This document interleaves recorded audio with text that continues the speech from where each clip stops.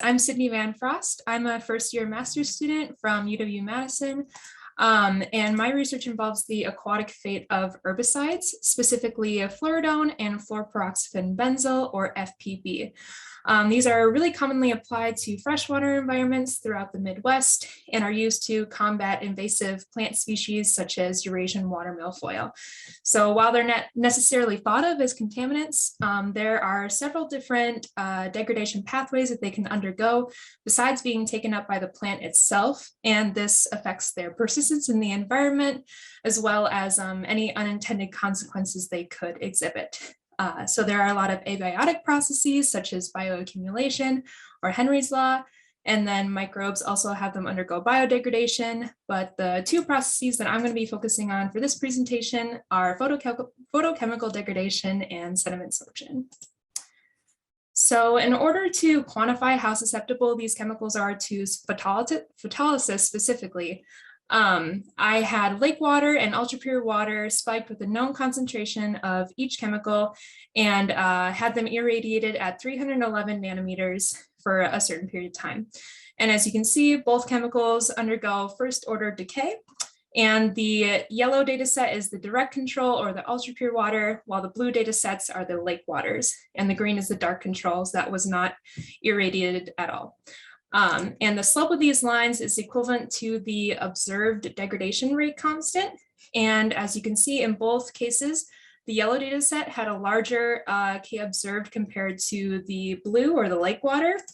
And this signifies that both chemicals only undergo direct photodegradation. There's no additional indirect photodegradation occurring due to interactions with the organic matter in the lake waters.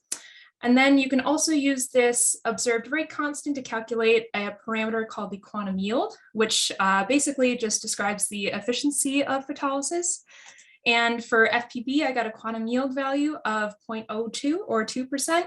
And for Fluridone, I got 0.004. So in field environments, FPB will be a lot more susceptible to sunlight or photodegradation compared to Fluridone. And then I also wanted to quantify their sediment sorption behaviors. So I had ultrapure water mixed with lake sediment and spiked this water with a range of known concentrations of Fluridone. And I quantified the concentration in the water over time until it reached an equilibrium with the sediment. And then I used these equilibrium concentrations to calculate an adsorption isotherm, which is this figure you can see on the right. So each dot signifies a different concentration that I spiked the water with.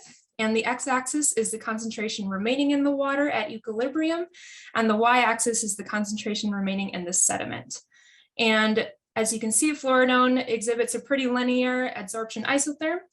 And the slope of this isotherm is equal to the sediment sorption partitioning coefficient, or KD. However, KD is only specific to the type of sediment that I used for this experiment.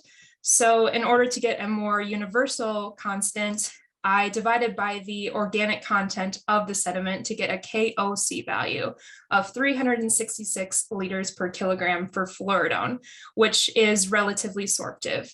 However, for FPB, KOC values are orders of magnitude higher, from 21,000 to 44,000, which indicates it's much more sorptive than Fluridone. And in lake environments or river environments, you will find a much larger percentage of the chemical remaining in the sediment compared to the water.